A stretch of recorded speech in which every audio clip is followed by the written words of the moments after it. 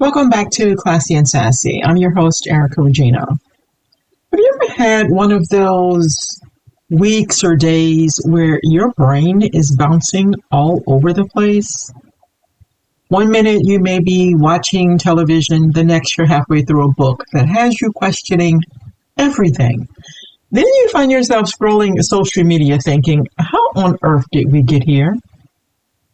Somewhere in the middle of all that, another random thought may pop in your head. And before you know it, you've got about 10 conversations you want to have with someone. That's pretty much been my week. So instead of trying to force everything into one big life lesson, I thought we'd do something a little different today. I've got a few things that genuinely made me stop and think that we're going to talk about. Some involve reality TV, some books, and some business. And some are just observations about life. Maybe you'll agree with me, maybe you'll completely disagree. Either way, I'd love to hear your thoughts about the episode because I have a feeling some of these conversations could go in 100 different directions. So, grab your coffee, your tea, your wine. Yes, doesn't matter. Let's talk. Is reality TV actually ruining dating? Or is it simply exposing what dating has already become? Like, I know I've mentioned previously that I am absolutely invested in Love Island lately. Way more invested than I actually expected to be, if I'm going to be honest, because people kept telling me to watch it. Oh, it's so good. You're going to get so hooked. They were right in the middle of a season, and they were correct. I have sat there and watched every episode of the latest season, and even watched a whole season of the UK version. I sat there and I read comments afterwards. I listened to recaps, and the whole time wondered, how did I get here? What fascinates me isn't just the relationships. It's the conversations that the show creates. You think shows like Love Island, Perfect Match, Married at First Sight, Temptation Island all revolve around the same basic idea. Can people find lasting love? Simple question. Not so simple answers. The problem is television has one job, to keep us watching. Healthy, stable relationships don't usually create a cliffhanger. Drama does, arguments do, and love triangles definitely do. And that's what keeps people coming back to watch episode after episode.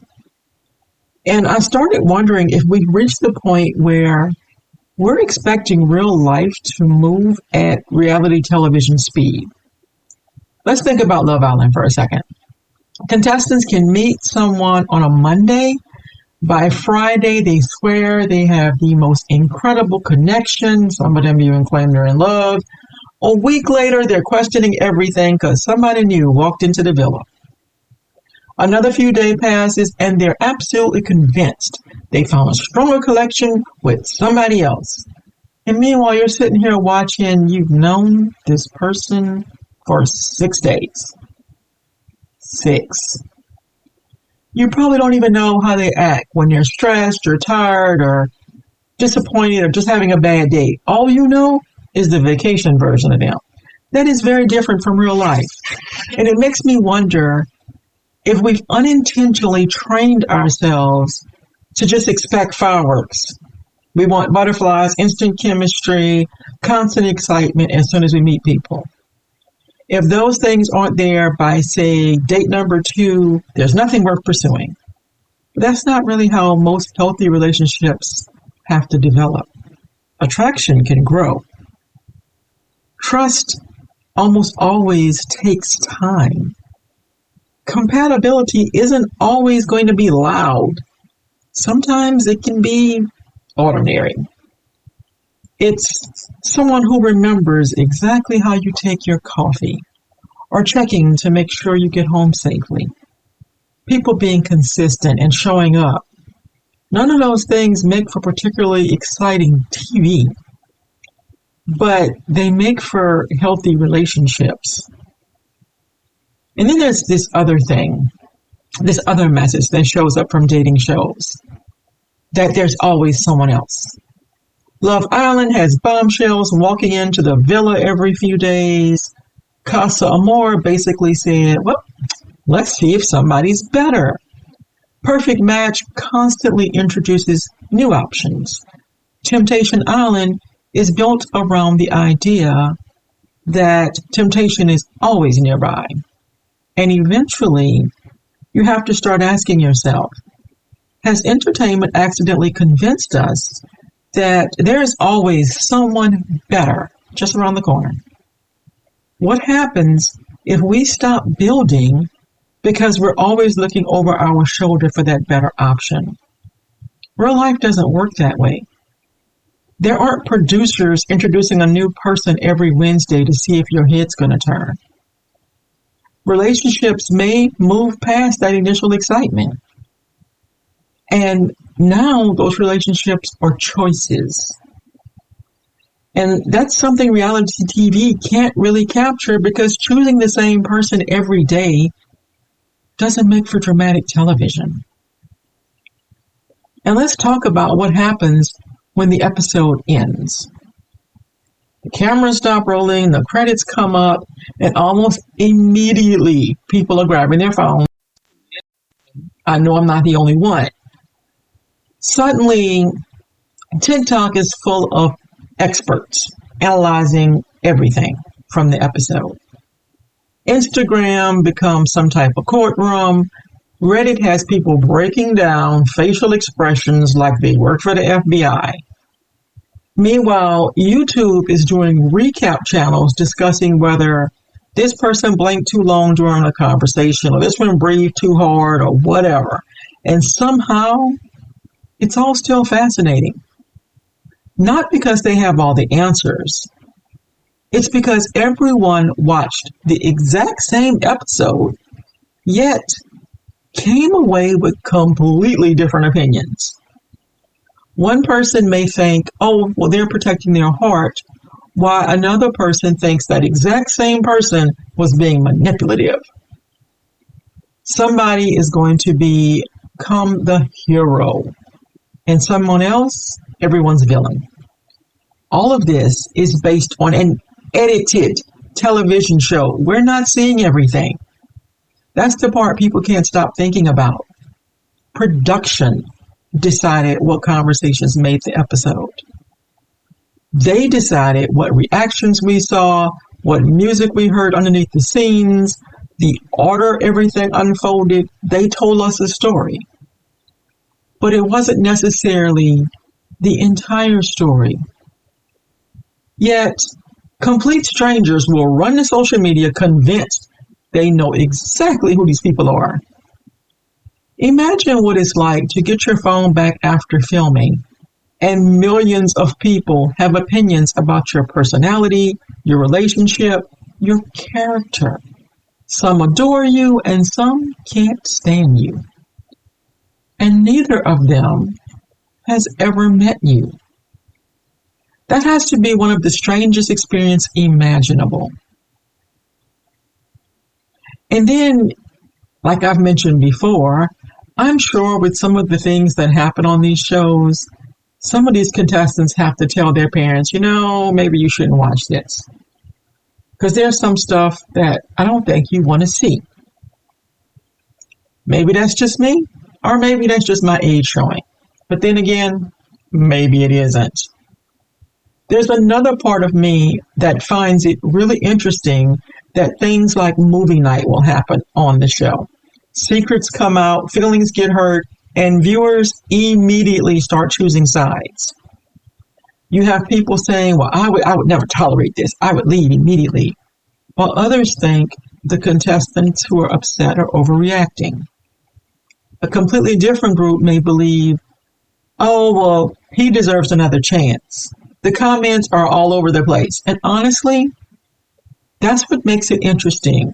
Sometimes more interesting than the actual episode. How all these people, again, are watching this and walking away with completely different conclusions.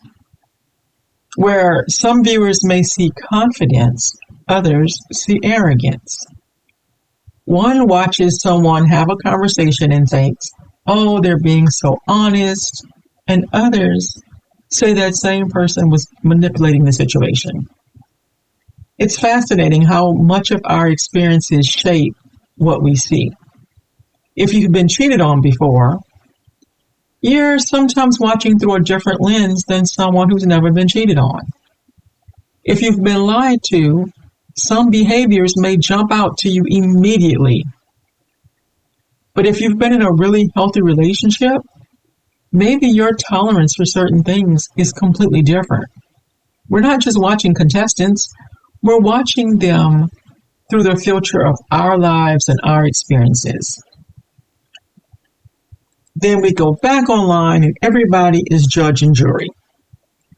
People are convinced they know exactly who these people are. They label some as toxic. They label them as narcissists. And apparently another one is the nicest person that ever exists. And again, we know maybe 1% of these people's lives. 1. We're watching an edited version of 8 weeks that producers have condensed into an hour. It's entertainment, not a documentary. Doesn't mean the emotions aren't real or the relationships. It just means we're not seeing everything. And that's an important distinction. It makes me wonder whether we've become a little too comfortable forming opinions about complete strangers, not just reality TV, everyone. A 30-second clip can go viral about someone, and an interview can get taken out of context. Someone can put a sentence on social media, and before long, we've decided we know exactly who that person is. Maybe we're right, but maybe we're completely wrong. The truth is, most of the time, we don't actually know. And that's one of the reasons that watching shows is entertaining. It's because it sometimes represents real life. It starts conversations. Not conversations about who should kiss who, but bigger conversations. How quickly do we judge people? And then how quickly do we forgive them? Why do we excuse behavior from one person, but then we criticize that exact behavior from someone else? We've all done it. Human beings aren't necessarily as objective as we'd like to believe. And I can't help but wonder what life looks like for these contestants after the finales air. Cameras go away, interviews stop, people move on to the next scene. The contestants don't. They still have to go home and build their careers and go back to work and date, meet new people.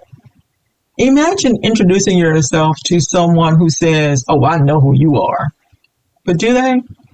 Or do they just know the version that television introduced them to? That's two different things. I think it's because we're consuming entertainment and they're living it. And here's another thought. Have we reached the point where reality TV has become less about finding love and more about building a personal brand? I don't even ask that as a criticism. I ask it as a general question, a genuine question. If you know millions of people are watching, would you naturally think about what comes next for me after this? Brand deals, podcasts, influencer opportunities, perhaps another television show. That's reality now. Some contestants go on looking for love. Some probably go in hoping for both. Again, I'm not judging.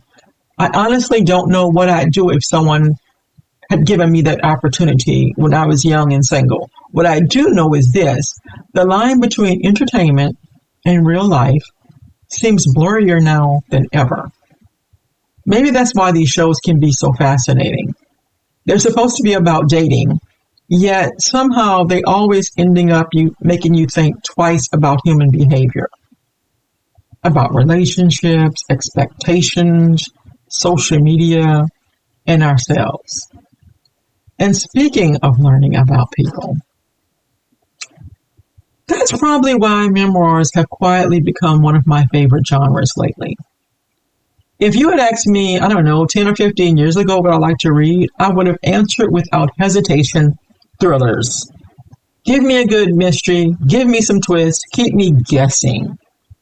Let me stay up way too late at night because I need to know what happens next.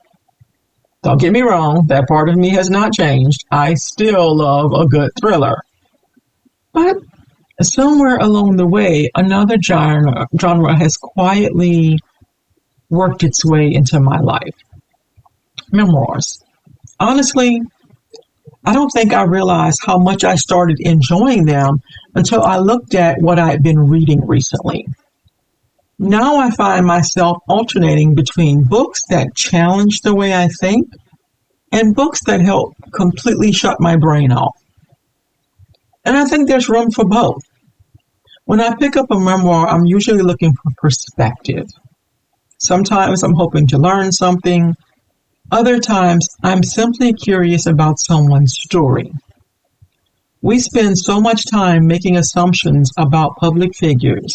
We know the headlines, the interviews, the viral moments they made. What we rarely know is everything that happened between those moments. And that's what these books give us. Context. And context changes everything. Like, recently I've been reading I Choose Me by Jenny Garth. Like a lot of people, I grew up watching Beverly Hills 90210. So of course I knew who she was. But that's not really why I picked up the book. I'm interested in hearing what happens to her or to others after the cameras stop rolling. How do they reinvent themselves or recover from disappointments in life? What does life actually look like when the public has moved on, but you're still living your everyday reality? Those are the stories I have been finding myself connecting to with more now. Now, maybe that's just a part of getting older.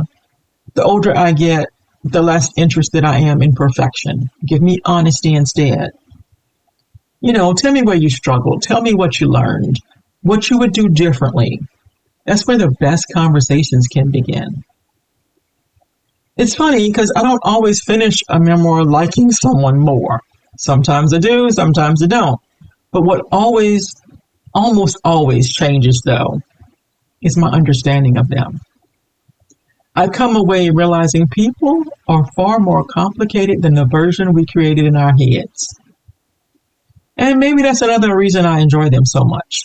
They remind me that nobody is just one chapter of their life, that they shouldn't be defined by one mistake or one success for that matter.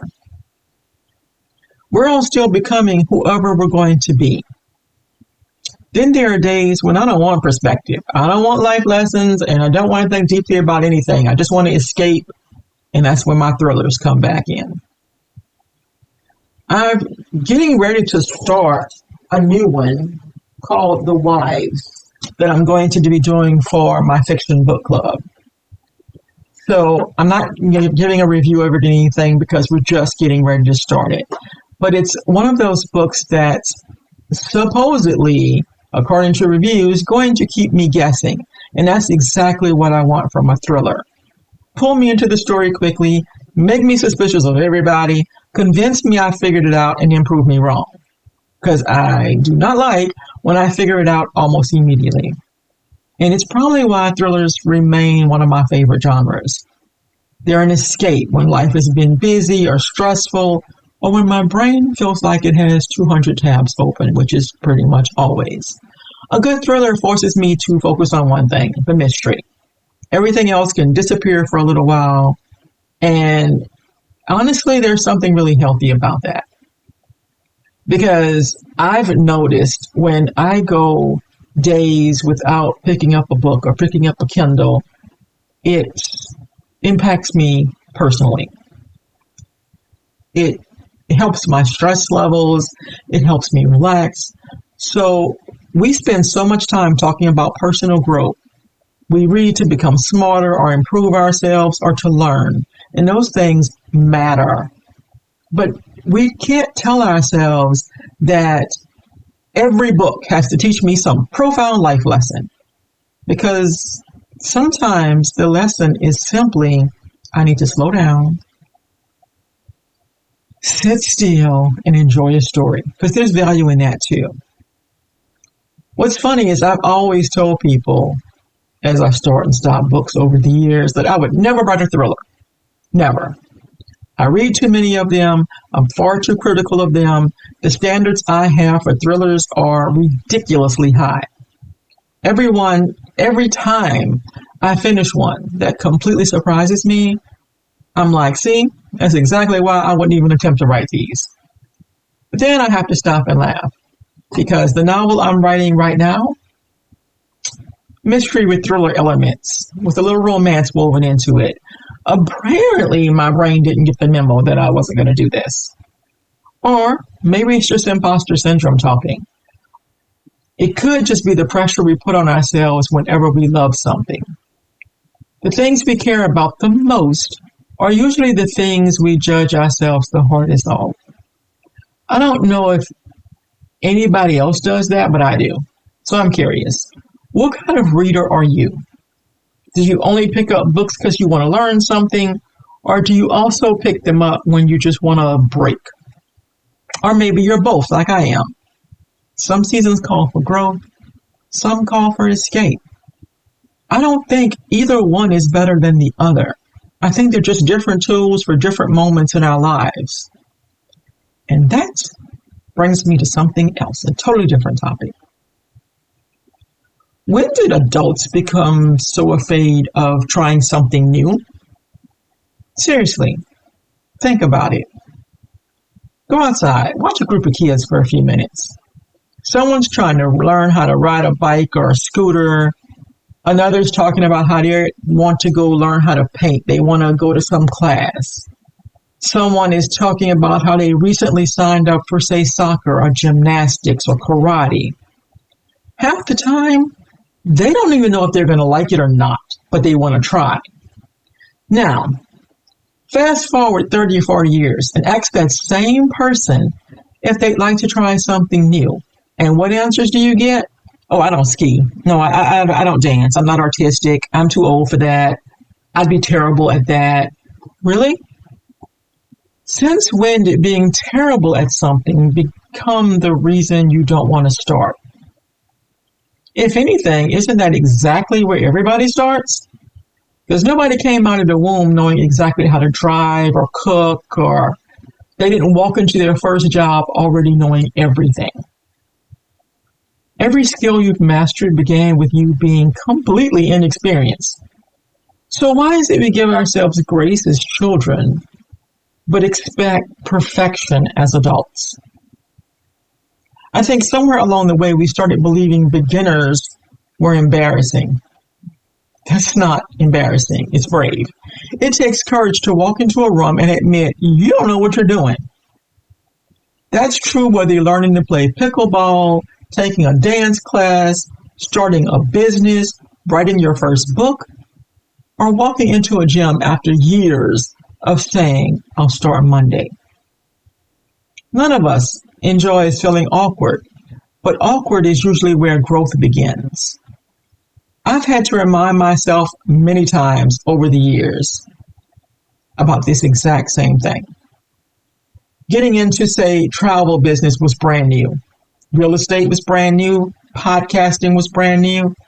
And Lord, trying to write fiction, definitely brand new. Every single one of those things came with moments where I questioned whether I knew enough, whether I belonged, was I good enough to even try. That's the funny thing about confidence. People think confident people don't get nervous. Oh, they do. The difference is they eventually decide nervous isn't a good enough reason to stay still. The older we get, the more attached we become to these identities we've created. Like, I'm not a runner, I'm not creative, I'm not a public speaker, I'm not good with technology. Maybe. Or maybe you've just never given yourself enough time to become those things. Identity can become a cage if you're not careful. The words we repeat about ourselves eventually become the rules we live by. What if they're outdated? What if the version of you who decided, I'm not good at that, was 25 years old? or 30, or even last year. People change, interests change, skills change. Maybe it's time our self-description changed. Imagine if we approached life the way kids approach it. Not with expectation of being great, just with curiosity. What happens if I try? What's a much lighter question than that? What if I fail? Instead of saying, what if I fail, say, what happens if I try? One opens a door, the other usually closes it before you've even reached for the handle. So here's my question for you. When was the last time you did something for the very first time? Not because you had to, because you wanted to. If you can't remember, maybe that's something worth changing. And speaking of changing, let's talk about business for a minute. Because I learned a lesson a long time ago and I still see people struggling with it today, especially entrepreneurs. One thing entrepreneurship has taught me is that the cheapest client is not always the best client. And now, before anybody hears that and thinks I'm saying people shouldn't be budget conscious, that is not what I mean at all. Everyone has a budget. You probably have one. This is not about looking down on anyone who's trying to save money. It's about understanding value. Every new business owner goes through the same phase. You want someone to say yes. So you lower your prices, you throw in extras, you answer emails at all hours, you say yes to things you probably shouldn't say yes to. You convince yourself that getting the client is the most important thing. And then reality shows up. Because the person who negotiated your price down the most often expects the highest level of service. They have the most questions, they need the most reassurance, they expect immediate responses from you at any time, day or night. Sometimes they become your full-time job for part-time play. Meanwhile, there's another client who comes along who understands your value, respects your time, and trusts your expertise. They are not always looking for the cheapest option. They're looking for the right option. That's a completely different relationship. I've seen it in multiple aspects. It doesn't really matter what business you're in. People who are only shopping for the lowest price are usually comparing dollars. People looking for the right professional are usually comparing confidence and capabilities. Think about it from your own perspective. If you're choosing a surgeon, do you automatically pick the cheapest one? Probably not. But if you're hiring someone to represent you in court, is your first question going to be, well, who's the least expensive? Hopefully not. When it comes to things we truly value, we usually want the person we trust the most. Business isn't really that different. That doesn't mean everyone has to be the most expensive. It does mean charging more automatically when you need to. It means understanding what you bring to the table. Experience and knowledge have value. The mistakes you've already made so your client doesn't have to has value. And it also applies outside of business. Look at the things we invest in. Our health, education, relationship, homes, books, travel. Usually the things we value the most are the things we're willing to invest in. Not because they were expensive, but because we believe they were worth it.